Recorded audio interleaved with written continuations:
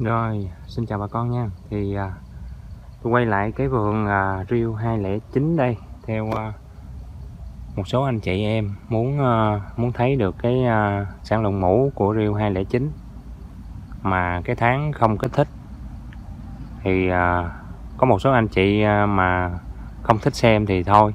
Còn một số anh chị mà là muốn xem thì tiếp tục theo dõi video nha. Thì cái tháng này là tháng Rio 209 cạo D4 mà không kích thích. Thì hôm nay thì trời nắng ráo nè, đẹp, không có mưa. Mấy cái ngày trước thì nó hay mưa đêm nên ướt cây, nên nếu mà quay lại thì nó cũng không chính xác lắm. Bây giờ trong cái quá trình quay thì tôi sẽ chia sẻ thêm với bà con một cái vấn đề là cây non thì có sử dụng kích thích hay không, đúng không? Chứ một số anh chị thì cứ sợ là cây non là nếu mà kích thích, sử dụng kích thích thì nó sẽ bị khô. Thì bà con theo dõi tiếp nha. Thì giờ tôi sẽ quay ngẫu nhiên chứ tôi không quay theo hàng. Thì tại vì nếu mà quay theo hàng á, thì cái sản lượng mũ nó cũng tùy thuộc vô người công nhân. Nếu mà có người công nhân mà họ cạo tốt á, thì mũ nó sẽ nhiều hơn, mũ sẽ nhỉnh hơn so với người công nhân mà cạo tay nghề nó yếu hơn. Thì vậy thì tôi sẽ quay xuyên vậy nè để cho bà con thấy ha. Thì đây là tháng không kích thích. Thì cái tháng 9 á, tháng 9 sẽ có được một kích thích một đợt.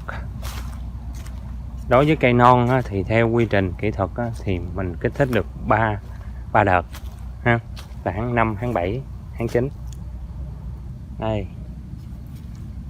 Đây là Rio 209 mà cuối tháng 8 nè, cuối tháng 8 không kích thích. Đó. Đối với cái tô mũ này là tô 750 nha bà con.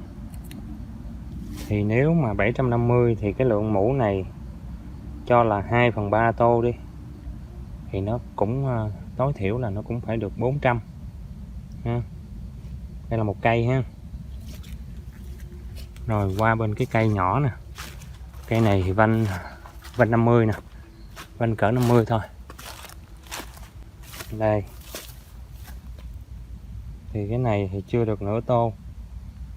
Thì bà con cứ cộng từ từ rồi tính thử coi nếu mà 10 cây thì nó sẽ được bao nhiêu nha. Chưa được nửa tô nè, cây thứ hai nè.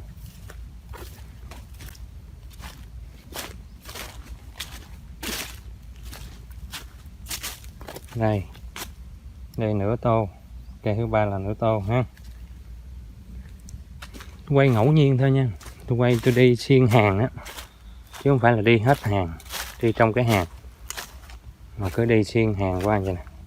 Đó, thằng này thì được hơn ha, coi như 2/3 tô đi, vì cái miệng ở trên này nó rộng hơn. Cây này thì nó tương đối nó bự hơn xíu. Cây đó là cây thứ tư ha. Đây cây thứ 5 nè, cây thứ 5 được nửa tô. Thì bà con từ từ hồi bà con theo dõi video á, cái bà con cộng lại 10 cây thử coi làm sao ha. Đây cây thứ 6, cây thứ 6 cũng được nửa tô. Thứ 6 rồi, thứ 6 là hàng thứ 6. Cây thứ 7 là cũng được chưa được nửa tô. Cái này thì được 200 ml. Cây thứ 7 á. Cây thứ 8, thứ 8 là nửa tô, hơn nửa tô.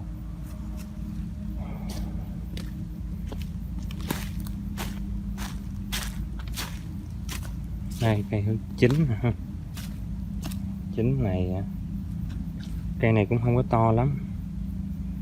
Nói chung là cũng hơn 50 thôi chứ không phải như cây to, cũng nửa tô ha. Cái này nhỏ rồi. Mấy cây này nhỏ ha. Qua cái hàng bên kia đi. Mấy cái cây to thì mũ nó sẽ nhiều hơn. Đây, cây này cũng tương đối. Cây này chắc quanh cũng hơn 50 xíu rồi, mà cũng đã hơn nửa tô rồi. thì vậy á. Bà con cứ cộng nhẩm nhẩm thử coi. 10 cây 10 cây thì nó tầm cho trung bình là nửa tô đi. Đối với cái tô 750 thì nó phải được 350 rồi. Nó gần 350 ml. Thì trung bình cứ 500 cây. 500 cây mà nhân cho 300 đi. Khi cho 300 thì nó 150 kg mũ nước. Một phần cạo 500 cây là chuyện bình thường, đúng không bà con? Đó, cái này là không kích thích nha. Còn trong cái tháng 9 tháng 9 sẽ có một đợt kích thích, thì tôi sẽ canh cái thời tiết mà thuận lợi, tôi sẽ ra tôi quay cho bà con biết, để bà có một số anh chị thì muốn đang trồng cái giống này và muốn cập nhật cái sản lượng mũ nước của nó để mấy anh chị tham khảo thêm. Đó, mở cạo năm đầu nè, nay là tới cuối tháng 8. Thì tôi cũng trao đổi tiếp tục cái vấn đề hồi ở trước video có nói là vườn cây non có nên kích thích hay không. Đó. Thì như cái quan điểm lúc xưa là cây non thì không có kích thích, nhưng mà hiện nay một số giống thì nó tùy theo cái mức độ đáp ứng tốt hay là kém đối với chất kích thích. Nhưng mà chúng ta khuyến cáo là sử dụng thuốc kích thích. Vì sao? Thí dụ như trong cái tiềm năng của cái cây á, là nếu mà chúng ta không sử dụng kích thích thì nó sẽ cho ra mũ nó ít. Mà nếu mà chúng ta có sử dụng mà theo đúng cái nồng độ, theo đúng cái liều lượng, cái mức độ bôi á, thì chúng ta sẽ khai thác hết được cái tiềm năng của cái cây. Chứ mà mũ cao su thì mấy anh chị mà không khai thác thì nó cũng không có cất giữ ở trong cây rồi để mà chúng ta cạo đợt sau hay là đợt tới được. Nói chung là không có bôi quá thôi. Và đặc biệt á, có một số anh chị nói là cái thuốc kích thích mà bôi 2.5 á, thì là nó khô cây. Thì cái vấn đề 2.5 hay 1.25 thì nó cũng liên quan tới cái nhà phân phối, cái nhà bán thuốc nữa. Đối với một số cái trường hợp mà nếu mà người ta ghi trên nhãn mác là 1.25, nhưng mà mấy anh chị bôi vô thấy nó hiệu quả, mũ nó nhiều, thì cái vấn đề này là tôi không dám nói, nhưng mà cái vấn đề là cạnh tranh bán sản phẩm với nhau. Họ để đóng bao bì là 1.25, nhưng mà cái hàm lượng họ pha ở trong là nhiều khi là mình không biết được. Đó, nhiều khi nó hơn 1.25 thì sao, đúng không?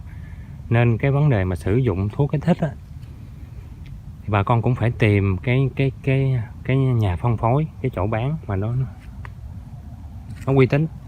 Chứ không là mình cứ ham rẻ.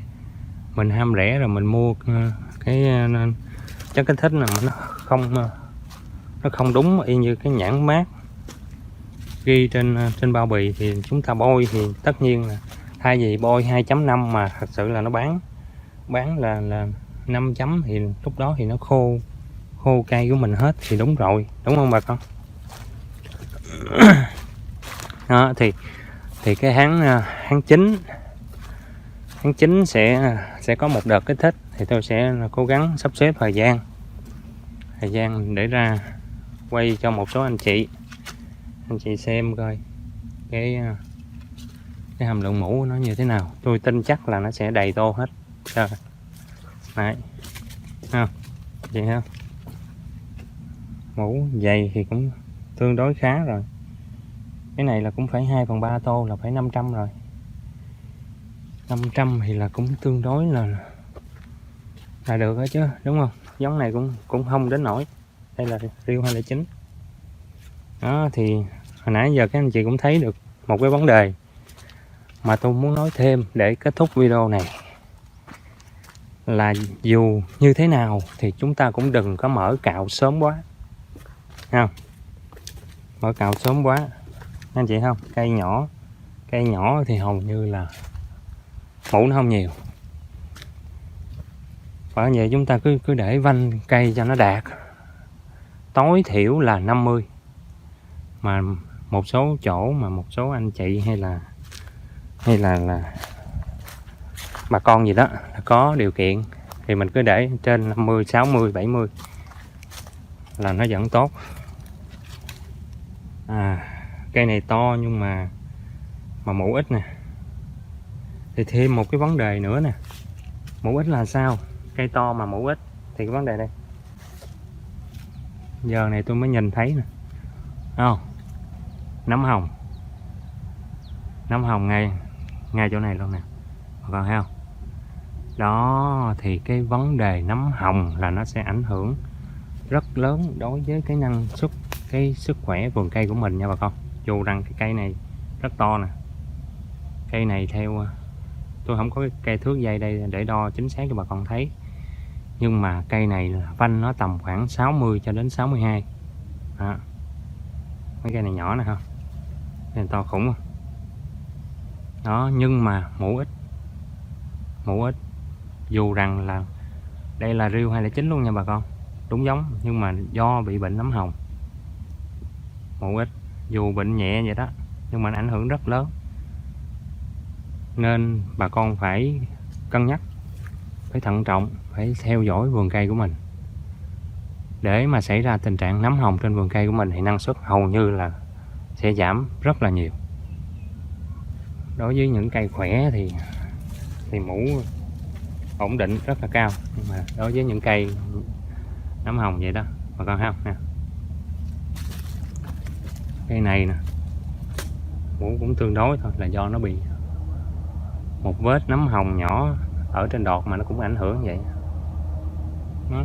Nên tại sao bà con nhiều khi bà con thấy chăm sóc cái vườn cây của mình tốt lắm, nhưng mà tới cái năm mà gần mở cạo đi, tới năm gần mở cạo mà nó bị nấm hồng thì nội mủ nó chảy từ cái vết bệnh nấm hồng ra là nó cũng muốn hết rồi, đúng không bà con? Thế chi mà để tới lúc mình cạo làm sao mà còn có mủ nữa. Cây này ha, cây này to nè, to mủ nhiều nè, cho sạch bệnh, không có bệnh hoạn gì hết. Vanh của cây này thì nó cũng cỡ bằng cái cây hồi nãy mà bị bệnh tôi quay cho bà con thấy thôi. Bà con thấy quan trọng không? Rồi thì rút lại video là làm sao cây non chúng ta vẫn khuyến cáo, chúng ta vẫn xài được kích thích ở mức độ là 2,5% thôi đó. Và phải chọn cái thuốc, cái chất kích thích là ở những nơi uy tín đó. Xài được chứ không phải là xài sử dụng là nó sẽ khô. Nếu mà chúng ta không sử dụng thì tất nhiên là nó tốt rồi. Tuy nhiên thì nó sẽ không có đạt được cái hiệu quả, cái năng suất tối ưu mà vườn cây mình muốn đạt tới đó. Chứ không phải là không xài là tốt. Không xài tất nhiên là cây nó sẽ khỏe, nhưng mà chúng ta không thu được lợi nhuận nhiều đó. Thì bà con cứ cân nhắc nha, khá ha. Rồi video tôi chia sẻ tới đây là hết. Nếu mà các anh chị cố gắng xem hết video để nắm bắt được những cái thông tin, hiểu được những cái ý mà tôi trao đổi. Trong quá trình nói thì nhiều khi tôi nói cũng không có hay nên bà con nếu mà muốn có nhiều thông tin thì chịu khó, tốn có khoảng 10 phút thôi, 10-15 phút gì đó mà chúng ta được biết được nhiều thông tin hơn. Chứ bà con có một số anh chị không có coi hết video, rồi sau đó rồi hỏi tôi, nhiều lúc tôi viết comment hỏi, nhiều lúc tôi cũng đâu có thời gian tôi trả lời hết, thành ra nó không hay, đúng không bà con? Thôi